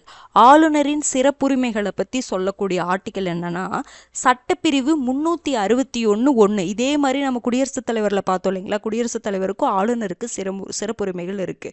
பாருங்க, அது என்னன்னா தனது பணிகள் மற்றும் அதிகாரத்தை செய்ய வேண்டும் என எண்ணுவதிலும் செயல்படுத்துவதிலும் எந்த நீதிமன்றத்திற்கும் பதிலளிக்க வேண்டிய அவசியம் கிடையாது. அதாவது இதே தான் குடியரசுத் தலைவருக்கும் இதே ஆர்டிக்கலை பற்றி தான் சொல்லியிருப்பாங்க. தன்னுடைய பணிகள் இருக்குது, தன்னுடைய அதிகாரம் அவருக்கு கொடுக்கப்பட்டிருக்கு, அதை செய்ய வேண்டும் அப்படிங்க எண்ணுவதிலும் அதை செயல்படுத்துவதிலும் எந்த நீதிமன்றத்திற்கும் அவர் பதில் சொல்லணுன்ற அவசியமே கிடையாது. அதுதான் அவருடைய சிறப்புரிமை. அதை பற்றி சொல்லக்கூடிய ஆர்டிக்கல் தான் ஆர்டிக்கல் 361 கிளாஸ் 1. ஓகேங்களா? ஆளுநரின் பதவி காலத்தில் அவர் மீது குற்றவியல் நடவடிக்கைகளை அவருக்கு எதிராக எந்த நீதிமன்றத்திலும் தொடர முடியாது. குற்றவியல் நடவடிக்கை, இந்த கிரிமினல் நடவடிக்கைகளை அவர் மேலே எடுக்க முடியாது அவருடைய பதவி காலத்தில். ஓகேங்களா? எந்த நீதிமன்றத்திலும் தொடர முடியாது. ஆளுநரின் பதவி காலத்தில் அவர் மீது குற்றச்சாட்டுகளை சுமத்தவோ அல்லது அவரை கைது செய்யவோ எந்த நீதிமன்றமும் உத்தரவு பிறப்பிக்க முடியாது. ஓகேங்களா? அவர் பதவி காலத்தில் இருக்கும் பொழுது அவர் மீது குற்றச்சாட்டுகளை சுமத்துவதோ அல்லது அவரை கைது செய்யறதோ எந்த நீதிமன்றமும் உத்தரவு பிறப்பிக்க முடியாது. அவர் மேலே வேணாம் சிவில் வழக்குகளை தொடுக்கலாம். உங்களுக்கு சில இதில் கொடுக்க முடியாதுன்னு சொல்லுவாங்க. குற்றவியல் நடவடிக்கைகளை தான், குற்றவியல் வழக்குகளை தான் தொடுக்க முடியாது. சிவில் வழக்குகளை, சிவில் கேசஸாக அவர் மேலே தொடுக்கலாம். ஆனால் அதுக்குமே ரிஸ்க் இருக்குது. என்னென்னா ஆனால் 2 மாதங்களுக்கு முன்பே அவருக்கு அறிவிப்பு வழங்கி இருக்க வேண்டும். இப்படி தொடுக்கிறோன்னு சொல்லிட்டு 2 மாதத்துக்கு முன்னாடியே அதை கொடுத்துருக்கணும். ஓகேங்களா? அப்போ இது எல்லாமே ஆளுநருடைய சிறப்புரிமை அதிகாரம். அதை பற்றி சொல்கிறது 361. எந்த நீதிமன்றத்திற்கும் அவர் அதிகாரத்தை செயல்படுத்துவதற்கு பதிலளிக்க வேண்டியதில்லை. அவர் மேலே குற்றவியல் நடவடிக்கைகளை எடுக்க முடியாது. அவருக்கு குற்றவியல் நடவடிக்கைகளை அவருக்கு எதிராக எந்த நீதிமன்றத்திலும் தொடர முடியாது. சிவில் வழக்குகளை தொடுக்கலாம். ஆனால் 2 மாதங்களுக்கு முன்னாடியே அவருக்கு அறிவிப்பு வழங்கி இருக்கணும். ஓகேங்களா? அவர் பதவி காலத்தில் அவர் மீது குற்றச்சாட்டுகளை சுமத்தவோ அல்லது அவரை கைது செய்யவோ எந்த நீதிமன்றமும் என்ன பண்ண முடியாது? உத்தரவு பிறப்பிக்க முடியாது. ஓகேங்களா? அடுத்தது பாருங்கள், இது ஃபுல்லாக இந்த அதிகாரங்கள் நம்ம எல்லாமே பார்த்துட்டோம். சட்டமன்ற அதிகாரங்கள், நீதித்துறை அதிகாரங்கள், நிதி அதிகாரங்கள், இது எல்லாமே பார்த்துட்டோம். இப்போ நம்ம தமிழ்நாடு ஆளுநர்கள், இப்போ நீங்கள் தமிழ்நாடு ஆளுநர்களுடைய ஃபுல்லாக லிஸ்ட்டு பார்க்கணுன்ட்டு அவசியம் கிடையாது. மெயினாக கடைசி 5 பேர்த்த நம்ம பார்த்துக்கணும். அடுத்து பார்த்திங்கன்னா ஃபஸ்ட்டு யார் இருக்கிறா அந்த மாதிரி பாருங்கள். தமிழ்நாடு என பெயர் மாற்றப்பட்ட பிறகு தமிழ்நாட்டின் முதல் ஆளுநராக யார் இருந்தாங்கன்னா உஜ்ஜல் சிங், 1969 to 71. ஓகேங்களா? அதாவது தமிழ்நாடு அப்படின்னு பெயர் மாற்றப்பட்டது பார்த்திங்கன்னா 1969 தான். அதற்கு பிறகு யார் தமிழ்நாட்டின் முதல் ஆளுநராக இருந்தாங்கன்னா உஜ்ஜல் சிங். ஓகேங்களா. அடுத்து பாருங்க, தமிழ்நாட்டின் முதல் மற்றும் ஒரே பெண் ஆளுநர் யாருன்னு பார்த்தீங்கன்னா நீதிபதி எம் ஃபாத்திமா பிபி. ஒரே ஒரு பெண் ஆளுநர் தான் இது வரைக்கும் பதவி வச்சிருப்பாங்க. அதே மாதிரி அவங்க தான் முதல் பெண் ஆளுநர் கூட. அவங்க நீதிபதியாக இருந்தவங்க நீதிபதி எம் ஃபாத்திமா பிபி. பீரியடு கண்டிப்பாக தெரிஞ்சுக்கணும், 1997 to 2001. இதில் ஃபேக்ட் மாதிரி கேட்கறதுக்கு நிறையவே வாய்ப்பு இருக்குது. அதுக்கப்புறம் கடைசியாக 5 பேர் இவங்க தான். இப்போ யார் இருக்காங்க அப்படின்னா ஆர்என் ரவி அவர்கள் இருக்காங்க. 2021 இப்போ வரைக்கும் அவங்க தான் இருக்கிறாங்க. ஆர்என் ரவி அவர்களுக்கு முன்னாடி பார்த்தீங்கன்னா பன்வாரிலால் புரோஹித் 2017 to 2021 வரைக்கும் இருந்தாங்க. இதுக்கு முன்னாடி சி வித்யாசாகர் ராவ் பொறுப்பு வகிச்சிருப்பாங்க 2016 to 17 வரைக்கும். கே ரோசையா அவர்கள் பார்த்தீங்கன்னா 2011 to 2016 வரைக்கும். இதுக்கு முன்னாடி சுர்ஜித் சிங் பர்னாலா 2004 2011 வரைக்கும். அப்போ இது என்னன்னா இந்த 5 பேர்த்த நான் கடைசியாக 5 பேர்த்த நல்லா பார்த்துக்கணும். அதுக்கப்புறம் மெயினாக இது தமிழ்நாட்டின் முதல் மற்றும் ஒரே பெண் ஆளுநர் எம் ஃபாத்திமா பிவி. அவங்களோட பீரியடை நல்லா தெரிஞ்சுக்கணும். அப்புறம் அந்த பெயர் மாற்றம் பட்டதுக்கப்புறம் யார் முதல் ஆளுநராக இருந்திருக்காங்க, உஜ்ஜல் சிங். அப்போ இந்த மாதிரி கடைசி 5 கண்டிப்பாக தெரிஞ்சு வச்சுக்கணும். ஏன்னா இப்போ நம்ம இருக்கக்கூடிய அந்த கட்டத்தில் இருக்கவங்க தான். அதனால் அவங்கள பற்றி நம்ம வச்சுக்க வேண்டியது இருக்குது. ஓகேங்களா. ஆர்என் ரவி, பன்வாரிலால் புரோஹித், வித்யாசாகர் ராவ், ரோசையா, சுர்ஜித் சிங் பர்னாலா. இந்த ஆர்டர் மட்டும் ஞாபகம் வச்சுக்கோங்க. அந்த வருடங்களை பார்த்து வச்சுக்கோங்க மெயினாக. ஓகேங்களா. அப்போ அவ்வளோதான், நம்ம ஆளுநரை பற்றி ஃபுல்லாகவே பார்த்துட்டோம். ரொம்ப இது உங்களுக்கு குடியரசுத் தலைவர் எப்படியோ அதே மாதிரி தான் இங்கே. என்ன அந்த மன்னிப்பளிப்பும் அதிகாரம் வேறு மாதிரி வரும். அப்புறம் அந்த மசோதா தொடர்பானதில் ஒரு எக்ஸ்ட்ராவாக ஒரு அதிகாரம் வரும். அவ்வளோதான். மற்றபடி இந்த மாநில நிதி ஆணையத்தை அவர் அமைக்கிறார். இது எல்லாமே எப்படி அங்கே குடியரசுத் தலைவருக்கு